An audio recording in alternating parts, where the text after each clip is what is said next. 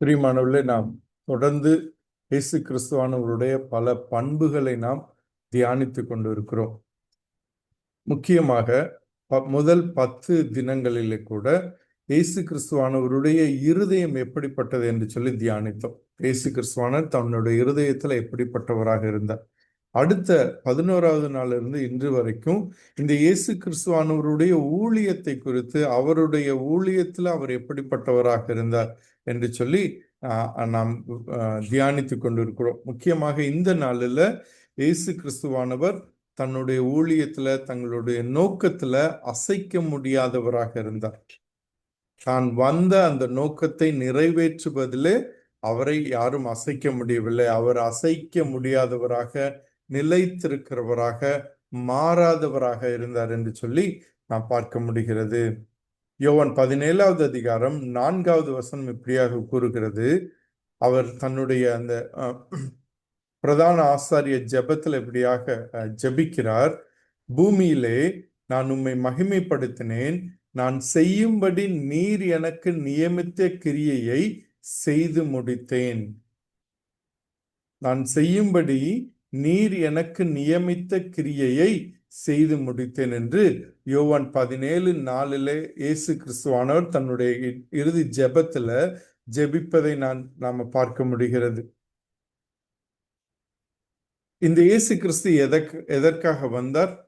இந்த இயேசு கிறிஸ்து இந்த பூமியில இருக்கிற ஜனங்களின் பாவத்தை சுமந்து தீர்ப்பதற்காக வந்தார். அதுவே அவருடைய நோக்கமாக, அவருடைய முக்கியமான ஒரு காரியமாக இருந்தது. அவர் வந்ததோட நோக்கமே அதற்கு தான்.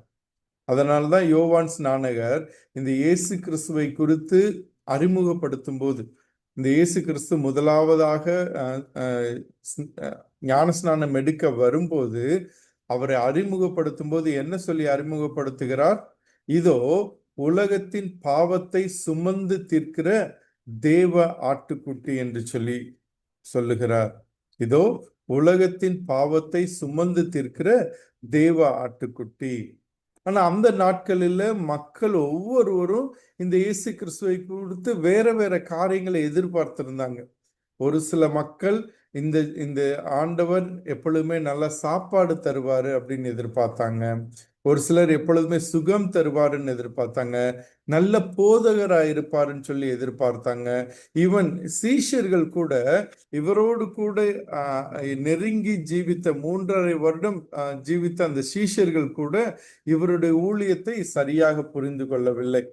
ஒரு முறை இவர் தான் சிலுவைக்கு செல்லணும், சிலுவை எடுத்துக்கொண்டு நொறுக்கப்பட்டு மரிக்கணும் அப்படின்னு சொல்லும் போது இந்த பேதுரு என்ன சொல்லுகிறார்? நீர் அப்படி செய்யக்கூடாது, நீ சிலுவை எடுக்க கூடாது என்று சொல்லி இயேசு கிறிஸ்துவானவரிடத்துல அவர் பேசுகிறார். இயேசு கிறிஸ்து அப்பொழுது பின்னாலே இப்போ சாத்தானே என்று சொல்லி அவனை கடிந்து கொள்வதை பார்க்க முடிகிறது. இந்த இயேசு கிறிஸ்துவானவர் ஒரு நோக்கத்தோடு வந்தார். அந்த நோக்கம் என்ன? இந்த உலகத்தின் பாவத்தை சுமந்து தீர்க்கிற ஆட்டுக்குட்டி, இந்த உலகத்தின் பாவத்தை எடுத்துக்கொள்வதற்காக தன்னுடைய ஊழியத்தை அவர் துவங்கின போது கூட அவர் என்ன சொல்லுகிறார்? காலம் நிறைவேறிற்று, தேவனுடைய ராஜ்யம் சமீபமாயிற்று, மனம் திரும்பி சுவிசேஷத்தை விசுவாசியுங்கள். காலம் நிறைவேறிற்று, தேவனுடைய ராஜ்யம் சமீபமாயிற்று, மனம் திரும்பி சுவிசேஷத்தை விசுவாசியுங்கள். இந்த ஆண்டவர் எதற்காக வந்தார்? மக்களை மனம் திரும்புவதற்காக, மக்கள் இந்த தேவனுடைய ராஜ்யத்தை குறித்த சுவிசேஷத்தை கேட்டு அந்த சுவிசேஷத்தை விசுவாசிக்கும்படியாக வந்தார். அநேக நேரங்கள் அவர் அற்புதங்களை செய்தார், அதிசயங்களை செய்தார். ஆனால் எல்லாவற்றிலும் அவருக்கு ஒரு தெளிவு இருந்தது, ஒரு நிலைத்த காரியம் இருந்தது. எதற்காக? இந்த பூமிக்கு நான் எதற்காக வந்தேன்? ஒரு முறை அவர் 5000 பேருக்கு உணவளித்த பின்பு அல்லது 4000 பேருக்கு உணவளித்த பின்பு அவரை ராஜாவாக ஏற்படுத்துவதற்கு மக்கள் முயற்சித்தார்கள். இவரை போல ராஜா இருந்தா நமக்கு சாப்பாட்டு கஷ்டமே இருக்காது, அதனால நம்ம என்ன பண்ணோம், இவரை ராஜாவாக்கிடலாம். ஆனா அப்பொழுது அவருடைய வேலை வரவில்லை. அநேக இடங்களில் நம்ம பார்க்கிறோம், அவருடைய வேலை வரவில்லை, அவருடைய வேலை வரவில்லை என்று சொல்லி. முதல் அற்புதம் செய்வதற்கு முன்பதாக கூட தன்னுடைய தாயார் இடத்துல என்ன சொல்றாரு? என்னுடைய வேலை இன்னும் வரவில்லை. ஆனால் அந்த வேலை வரும்போது அந்த வேலையை அந்த அந்த நேரத்தை அவர் அவர் தன்னிடத்துல கொண்டு வரும்போது தேவன் அல்லது பிதாவானவர் இவருக்கு கொடுத்த எல்லா காரியங்களையும் அவர் செய்து முடித்திருந்தார். தன்னுடைய வாழ்க்கைய பிறருக்காக கொடுப்பதுல அவர் நிலையாக இருந்தார். பிரியமானவர்கள், அதுல எந்த மாற்றமும் கிடையாது. பல நெருக்கடிகள் வந்த போது, பல பிரச்சனைகள் வந்த போது, பல போராட்டங்கள் வந்த போது, பல சோதனைகள் வந்த போது, அல்லது தன்னுடைய ஊழியத்துல வெற்றிகள் வந்த போது கூட அநேக நேரம் நம்ம நெருக்கடிகள் வரும்போது நம்ம நிலைத்திருப்போம். கஷ்டங்கள் கண்ணீர் இருக்கும்போது ஆண்டவரை பற்றி கொண்டு நிலைத்திருப்போம். ஆனா நம்முடைய வாழ்க்கையில வெற்றிகள் வரும்போது நாம் கவன சிதறல் அடைவோம். ஓ, இதுதான் நமக்கு ஆண்டவர் வச்சிருக்கிறார் போல, இது நல்லா இருக்கே, இந்த காரியம் நல்லா இருக்கே, ஓ இதுக்குதான் ஆண்டவர் நம்மளை அழைச்சிருக்கிறாரோ அப்படின்னு சொல்லி நம்ம கவன சிதறல் பெற்று விடலாம். நம்ம கவனம் கொஞ்சம் சிதறிடலாம்.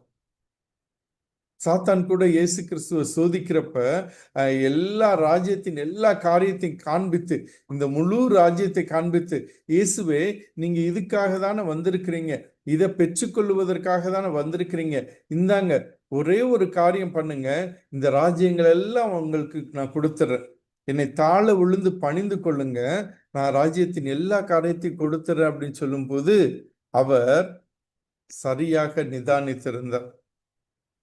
ஒரு சில நேரம் தேவனுடைய காரியங்கள், தேவனுடைய ராஜ்யத்தின் காரியங்கள் குறுக்கு வழியில கிடைப்பது போல இருக்கலாம். இயேசு கிறிஸ்துவானவருக்கு அப்படிப்பட்ட வாய்ப்பு வந்தது. அவர் சிலுவைக்கு செல்ல தேவையில்லை, அவமானப்பட தேவையில்லை. 30 வருஷம் மனிதனா இருந்து அடுத்து 3.5 வருஷம் ஊழியம் செய்ய தேவையில்லை. 3.5 வருடம் எதிர்ப்பாளர்கள் மத்தியில அல்லது இந்த பரிசேயர்கள் சதுசேயர்கள் மத்தியில அநேக பிரச்சனைகளை சந்திக்க தேவையில்லை. முக்கியமா அவமான சின்னமா தொங்க தேவையில்லை. என்ன பண்ணலாம்? எளிதாக அந்த அவர் தேடி வந்ததை பெற்றுக்கொள்ளலாம், இந்த ராஜ்யம் முழுவதையும் பெற்றுக்கொள்ளலாம். ஆனா அதற்கு கொடுக்க வேண்டிய விலை என்ன? உண்மையான தேவனை விட்டுவிட்டு சாத்தானை தேவனாக வணங்குவது, சாத்தானை ஆராதிப்பது. ஆனால் அப்பொழுது சொன்னார், இல்லை, இது எனக்கானதில்லை, தேவனை மாத்திரமே ஆராதிக்க வேண்டும், தேவனுக்கு மாத்திரமே தன்னுடைய ஆராதனை என்று சொல்லி அவர் அந்த குறுக்கு வழியை அவர் நிராகரித்தார். பிரியமானவர்கள், அவர் நிச்சயமாக எல்லாரையும் மனம் திரும்ப வேண்டும், எல்லா மக்களையும் தனக்கு நேராக கொண்டு வர வேண்டும் என்ற அந்த காரியம் இருந்தது. ஆனால் அது எப்படி செய்ய வேண்டும் என்ற அந்த காரியத்தையும் பிதாவானவர் குறித்து வைத்திருந்தார். எப்படி? சிலுவை எடுத்துக்கொண்டு அநேக பாடுகளை சந்தித்து, அநேக நிந்தனைகளை சந்தித்து, அடிக்கப்பட்டு நொறுக்கப்பட்டு அவமான சின்னமாக சிலுவையில தொங்கி எல்லாராலும் கைவிடப்பட்டு மறிக்க வேண்டும் என்பதுதான் இயேசு கிறிஸ்துவானவருடைய நோக்கமாக இருந்தது. பிரியமானவர்களே, அவர் அந்த காரியத்தை செய்ய வேண்டியிருந்ததுனாலதான் அது வரைக்கும் அந்த 3.5 வருடங்கள் எல்லா காரியங்களும் அதை நோக்கி, அந்த சிலுவை நோக்கியே இருந்ததை நாம் பார்க்க முடியும். மற்றொரு தினத்துல நாம தியானித்தோம், தன்னுடைய நேரம் வந்தபோது அவர் எருசலேமுக்கு நேராக தன்னுடைய முகத்தை திருப்பினார் என்று சொல்லி, எருசலேமுக்கு நேராக தன்னுடைய முகத்தை திருப்பினார். எருசலேமுக்கு நேராக அவர் செல்ல முற்பட்டார். எருசலேமுக்கு நேராக அவர் சென்றார். அதை யாரும் மாற்ற முடியவில்லை. உறுதியோடு கூட அவருக்கு நன்றாக தெரியும். தோமா கூட சொல்றார், வாங்க நாமும் போய் மரிப்போம். லாசருவை எழுப்பினப்ப அந்த இதுல பார்த்தோம், வாருங்கள் நாமும் மரிப்போம் என்று சொல்லி தோமா கூப்பிடுகிறார். ஏனென்று சொன்னால் இந்த இயேசு கிறிஸ்து வந்தது இந்த சிலுவை மரணத்திற்காக. இந்த இயேசு கிறிஸ்து வந்தது சிலுவையில தன்னைத்தானே ஒப்பு கொடுத்து நமக்காக மரித்து நமக்காக உயிர் தழுவுவதற்காக. அந்த காரியத்துல இயேசு கிறிஸ்து மாறாதவராக இருந்தார். இயேசு கிறிஸ்து அசைக்க முடியாதவராக இருந்தார்.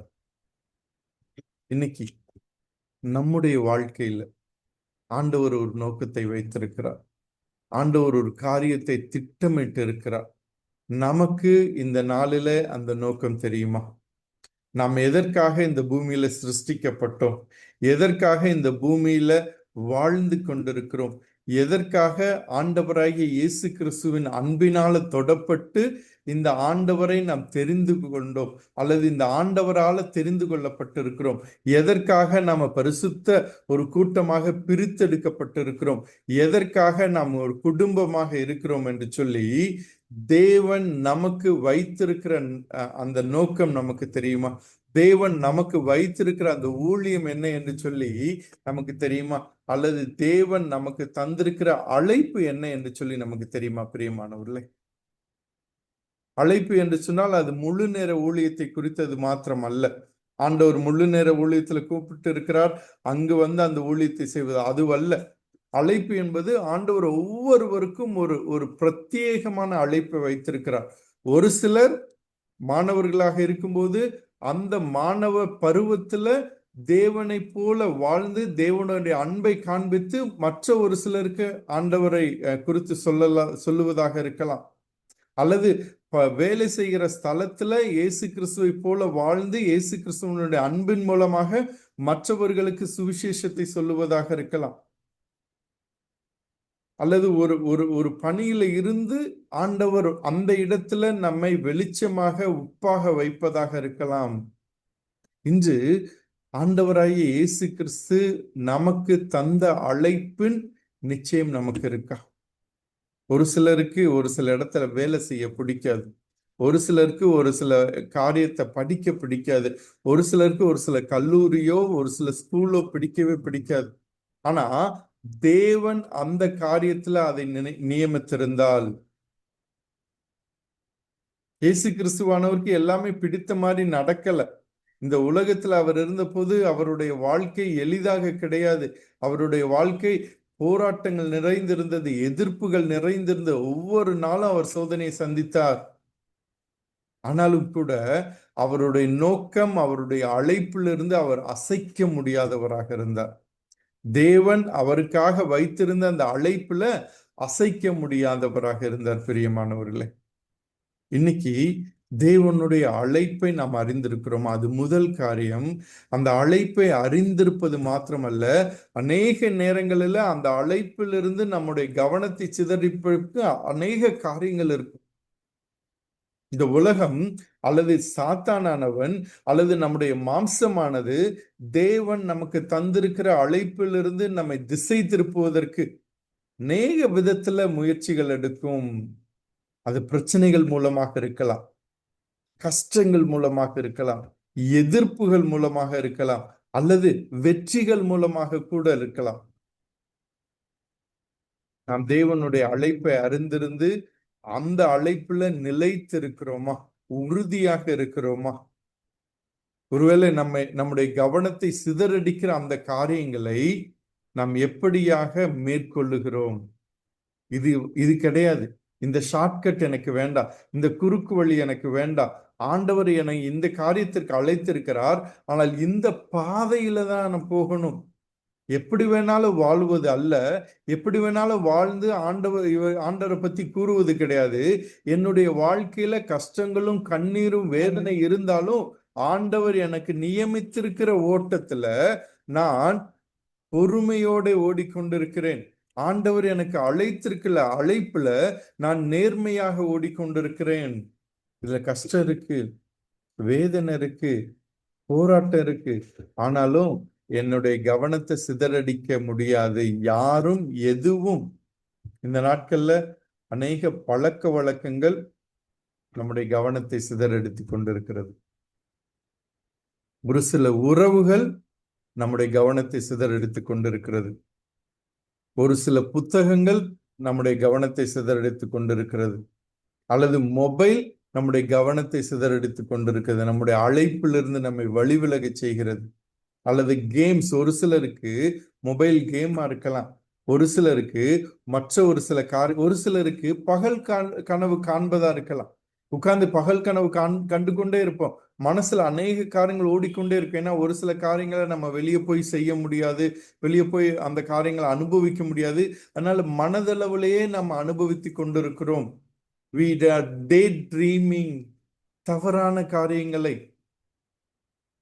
தேவன் நமக்கு அனுமதிக்காத காரியங்களை, தேவன் நமக்கு கூறாத காரியங்களை நாம் நம்முடைய சிந்தனையில, நம்முடைய மனதுல, நம்முடைய இருதயத்துல நம்ம அனுபவித்துக் கொண்டிருக்கிறோம். அசிங்கமான ஒரு சில சிந்தனைகள், அருவருப்பான ஒரு சில ஆசைகள்,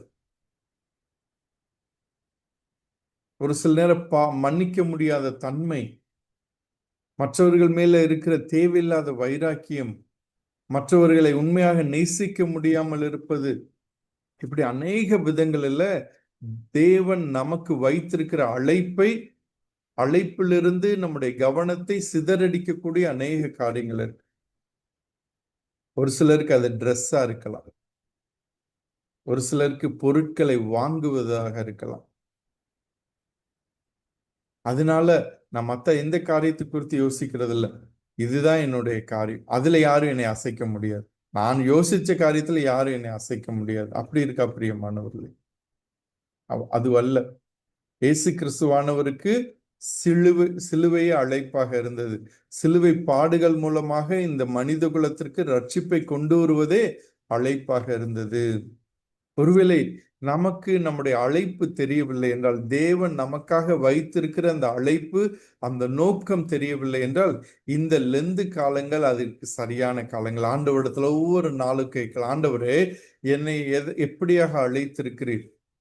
ஒரு சில நேரம் வீட்டில இருந்து சமையல் செய்து குடும்பத்தை பார்த்து கொள்ளுகிற ஒரு தாயாக இருக்கலாம், ஒரு மனைவியாக இருக்கலாம். அதுதான் என்னுடைய அழைப்பா இருக்கலாம். நான் வேற எதுவும் செய்ய தேவையில்லையா இருக்கலாம். ஆனா அந்த பொறுப்புல, அந்த அழைப்புல நாம உண்மையும் உத்தமமாக இருக்கும்போது நம்முடைய கணவரை தேவனுக்குள்ளாக பலப்படுத்த முடியும், நம்முடைய பிள்ளைகளை தேவனுக்குள்ளாக வழி நடத்த முடியும்.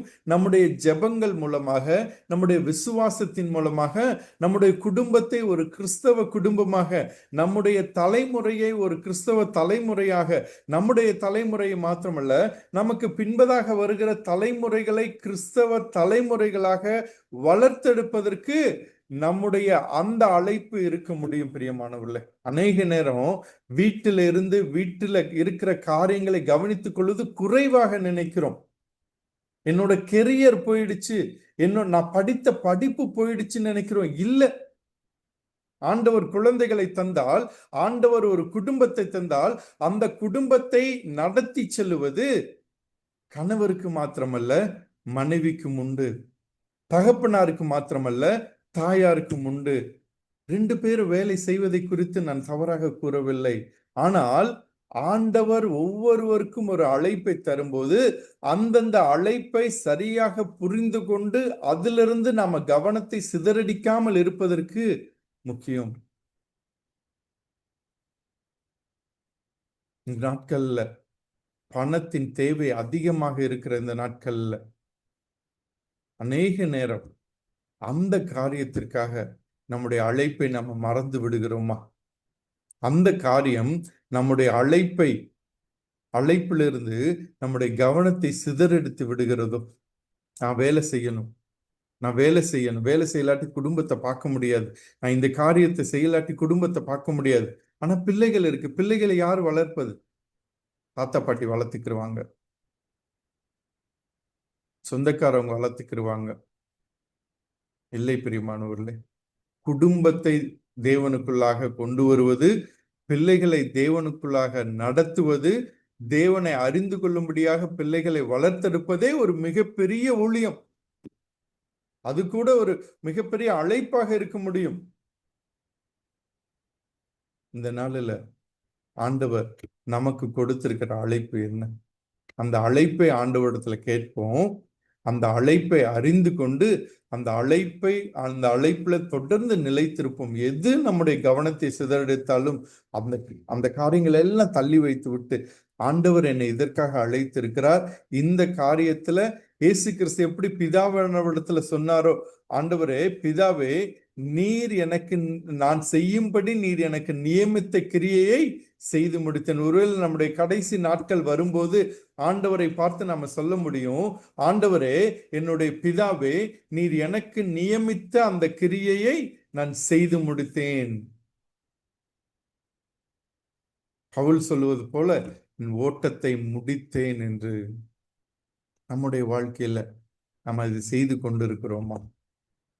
நம்முடைய அழைப்பு என்ன? ஆண்டவரத்துல கேட்கலாம். நம்முடைய திருச்சபையில் அநேகருக்கு தேவன் வைத்திருக்கிற அழைப்பு என்னவென்று தெரியவில்லை. ஏதோ வாழ்ந்து கொண்டிருக்கிறோம், ஏதோ வாழ்ந்து கொண்டிருக்கிறோம். அநேக முறை திருச்சபையில சொல்லுவது போல சாம் கமலேசன் ஐயா சொன்ன வார்த்தைகள், வெந்ததை தின்று வெறுமனை வாழ்ந்து விதி வந்தால் சாவு என்று சொல்லி வாழ்ந்து கொண்டிருக்கிறோம். நமக்கென்று ஒரு நோக்கம் இருக்கிறது என்பதை மறந்து விட்டோம். நமக்கென்று ஒரு அழைப்பை ஆண்டவர் வைத்திருக்கிறார் என்று சொல்லி நம்ம மறந்து விட்டோம். இந்த நாளில, வருகிற நாட்கள்ல அந்த அழைப்பு என்ன என்று சொல்லி நாம் தேவனுடைய சமூகத்துல அமர்ந்து ஜெபிக்கலாம், காத்திருக்கலாம். ஆண்டவர் நமக்கு அந்த அழைப்பை தெரியப்படுத்தும்படியாக, ஆண்டவர் நமக்கு அந்த அழைப்பை உறுதிப்படுத்தும்படியாக, அந்த அழைப்பிலிருந்து நம்முடைய கவனத்தை சிதறடிக்கிற எல்லா காரியங்களையும் நாம தேவனுடைய வல்லமையினால மேற்கொண்டு அதை உதறி தள்ளிவிட்டு விட்டு, அது பாரமானத காரியமாக இருக்கலாம், பாவமான காரியமாக இருக்கலாம், எதுவாக இருந்தாலும் அதை தள்ளிவிட்டு நாம் என்ன செய்ய போகிறோம்? தேவனை நோக்கி ஓட போகிறோம். அந்த அழைப்பை நோக்கி ஓட போகிறோம். அந்த அழைப்பை நிறைவேற்றுவதற்காக ஓட போகிறோம். பிரியமானவர்களே, இயேசு கிறிஸ்து எப்படி அசைக்க முடியாதவராக தன்னுடைய அழைப்புல, தன்னுடைய ஊழியத்துல, தன்னுடைய நோக்கத்துல அசைக்க முடியாதவராக இருந்தாரோ, அதே போல நாமும் நம்முடைய நோக்கத்தையும் நம்முடைய அழைப்பையும் நிறைவேற்றுவதில் அசைக்க முடியாதவர்களாக இருப்போம். என்னென்று சொன்னால், நம்மை வைத்து ஆண்டவர் அநேகரை சந்திக்க விரும்புகிறார். அந்த பாடல்ல கேட்டோம், இந்த தரணியில், இந்த உலகத்தில் அநேகருக்கு தேவனுடைய அன்பு தேவை, அநேகருக்கு தேவனுடைய அன்பை குறித்த சுவிசேஷம் தேவை, நம்பிக்கை உள்ள சுவிசேஷம் தேவை, நித்திய ஜீவன் தேவை, பாவத்திலிருந்து விடுதலை தேவை, அநேக நோய்களிலிருந்து விடுதலை தேவை, கடன் பிரச்சனைகளிலிருந்து விடுதலை தேவை. அந்த காரியத்துல இயேசு கிறிஸ்துவை எப்படி பிதாவானவர் பயன்படுத்தினாரோ, அதே போல உங்களையும் என்னையும் பயன்படுத்த அவர் சித்தம் கொண்டிருக்கிறார்.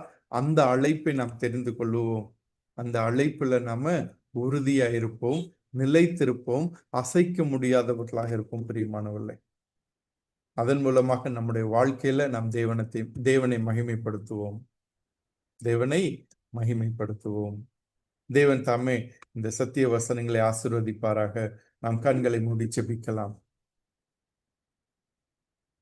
என்றென்றும் மாறாத தேவனை நாங்கள் உம்மை துதிக்கிறோம், உம்மை ஸ்தோத்திரிக்கிறோம். நீர் ஆண்டவரே, உம்முடைய இயல்புல மாத்திரம் அல்ல, உம்முடைய ஊழியத்திலையும் நீர் மாறாதவராக, அசைக்க முடியாதவராக இருக்கிறீர். நன்றி செலுத்துகிறோம். எங்களுக்காக நீர் வந்தீர், எங்களுக்காக நீர் வாழ்ந்தீர், எங்களுக்காக அவமான சின்னமாய் நீர் தொங்கி நீர் ஆண்டவரே. நீர் நினைத்திருந்தால் இந்த காரியங்களை எல்லாம் ஆண்டவரை ஒதுக்கி வைத்து விட்டு இது கடினம் என்று சொல்லி நீர் ஆண்டவரை தப்பித்திருக்க முடியும். அல்லது இது என்னால் முடியாது, இந்த பாவிகளுக்காக நான் மறிக்க முடியாது என்று சொல்லி நீர் ஆண்டவரே பரலோகத்திற்கு திரும்ப சென்றிருக்க முடியும் ஆண்டவரே. ஆனாலும் கூட பிதா உமக்கு வைத்திருந்த அந்த அழைப்புல நீர் உறுதியாக, அசைக்க முடியாதவராக இருந்தீர். அதற்காக நன்றி செலுத்துகிறோம்.